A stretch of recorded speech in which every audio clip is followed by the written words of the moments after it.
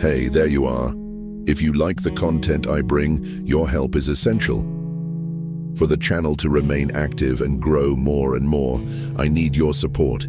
Each new follower is a huge incentive to continue creating exciting stories and videos full of fun and adventures. Also, by subscribing, you help me convert this passion into sustainable work, which allows me to offer you even more surprising content. As soon as you don't forget to subscribe, please like and share. Your participation makes all the difference. The day Lara discovered the betrayal was no ordinary day. It was her 30th birthday. She woke up to flowers by her bed, an unsigned card, and the promise of a special dinner. Everything had been meticulously planned, but not by her. It was a gift from someone who, in silence, hid lies behind smiles. Eduardo, her partner of 7 years, seemed perfect. Helpful, affectionate, and present to the point of being too much. Lara believed that their love was the kind that would last a lifetime. Little did she know that behind the scenes, the plot had already changed. The betrayal did not come with a bang. It came with a soft ring on her cell phone that Lara answered by mistake. A message, an "I love you," meant for another woman. The world stopped at that moment. The house, once a refuge, became a prison. And that was where Lara's slow downfall began. The confrontation was silent. Lara, with the cell phone in her hand, simply held the device out to Eduardo. For a second, he tried to maintain his composure, but her gaze cut like broken glass. "Who is she?" he asked, in a voice he didn't recognize as his own. Eduardo hesitated. Then he murmured the name of someone Lara vaguely knew, Bianca, a co-worker. The kind of woman who always complimented Lara at parties in that false, sweet tone. Lara felt the ground disappear. It wasn't just the betrayal, it was the humiliation. The dinners, the trips he canceled at the last minute, the Sundays he said he was tired. Everything made sense now. He had never been hers completely. She loved him alone, while he shared his time, body, and soul with another. And in that moment, Lara knew. Either she had to rebuild herself, or she would sink. She didn't scream. She didn't cry. She simply packed her things in silence and left the house they had shared for years. The key was left on the table as a symbol of everything that had been abandoned. Lara sought shelter in the house of her older sister, Marina, who had always been suspicious of Eduardo's enchanted smile. "He was never worthy of you," she said, as she opened the door. Lara, still in shock, simply nodded. In the following days, she isolated herself. She slept little, ate even less. Everything about her hurt, her head, her chest, her soul. And every time she closed her eyes, she saw Eduardo's face, his cowardice, his contempt. But even in the shadows, a seed of anger began to germinate, an anger that was not destructive, but that pulsed with the promise of change. The pain was turning into silence, and the silence into strength. Lara, after 2 weeks hidden from the world, decided to stand up. She started with small actions, washing her face, combing her hair, going for a walk. Each step was a battle against the grief of the love she had lost. Marina insisted that she go to therapy, and Lara, reluctant at first, ended up accepting. It was in the first session that she heard herself for the first time. "I annulled myself for him. I forgot who I was." The words came through suppressed tears, but they were liberating. The therapist didn't judge. She just listened. And Lara, little by little, began to see herself in a different light, no longer as the betrayed woman, but as someone who deserved to start over. Eduardo, on the other hand, didn't know how to deal with the void Lara left behind. Bianca was beautiful, yes, but she didn't have the depth that Lara carried in her eyes. The side romance that seemed exciting turned into a boring routine in a few weeks. He tried to contact her, sent messages, left notes.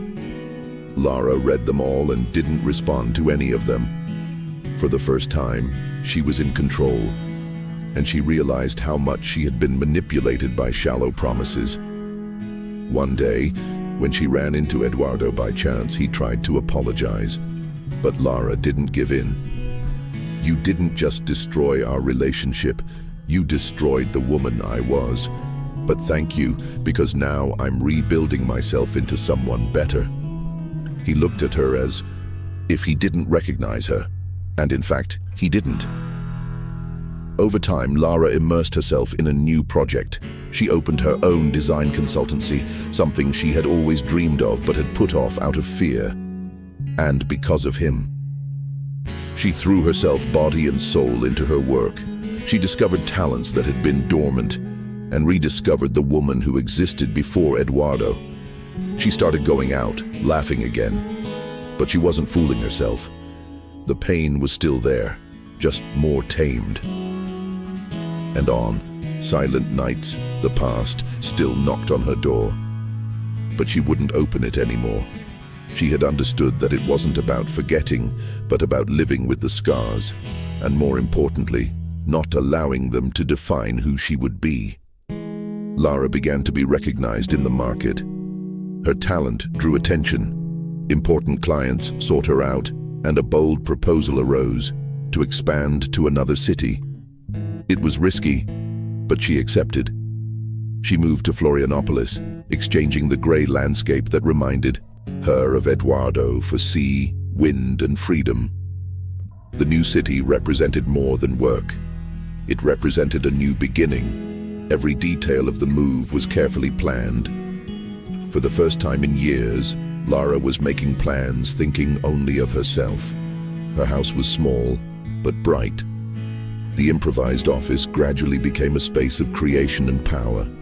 She was being reborn, slowly and fiercely. At a business event, Lara met Lucas.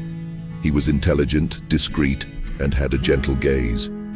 Unlike Eduardo, Lucas did not invade or demand. He waited, he listened. There were no promises, only presence. Lara, still in the process of healing, resisted. But something about him calmed her. They spent weeks talking, exchanging books and having unhurried coffees.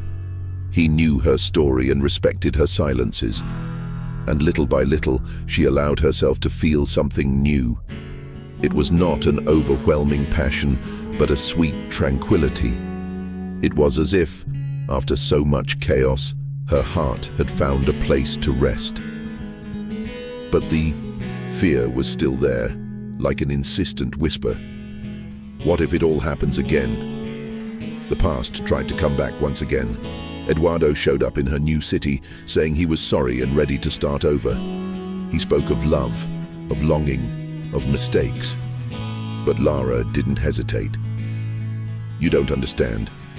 I'm not that woman anymore. You betrayed the version of me that existed for you. Now, I exist for myself." He insisted, but she was firm. It was her last test, and she passed.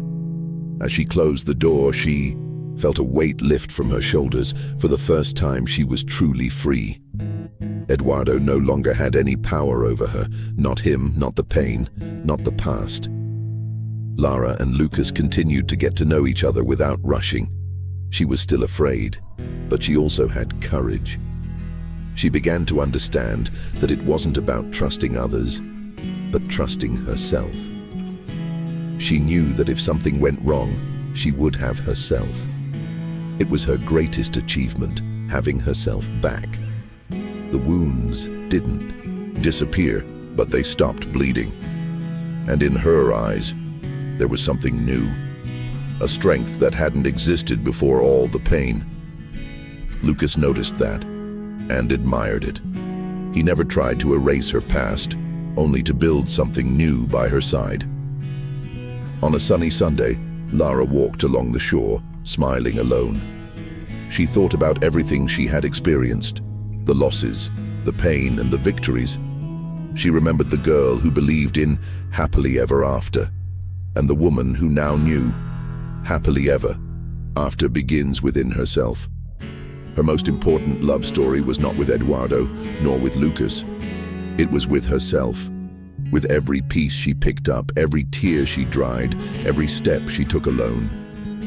It was a story of rebirth, and above all, of forgiveness. Not for him, but for herself, for having forgotten, for having diminished herself, and now, for having found herself again. Lara decided to write a book, not a romance, but a book about survival. She would tell her story, not to get revenge, but so that other women would know that it is possible, that after abandonment, the end, the chaos, there is still life, a whole life, and perhaps a better life. The book became a success among women of all ages. She gave lectures, led groups, and became a symbol of overcoming. Not as a heroine, but as a real woman. Wounded, yes, but whole. And that was her greatest achievement. Self-love, a new beginning, freedom. Years later, Lara received a letter from Eduardo. He had read her book. He apologized, saying that only then had he understood the harm he had caused. But Lara no longer felt anger. She felt distance. He was a page turned. No resentment, no longing, just nothing.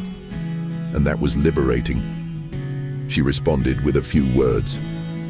"I hope you find yourself again too." And with that, she closed the last remaining cycle. Lucas, now her life partner, followed Lara's every achievement closely. They traveled, worked together on social projects, built memories.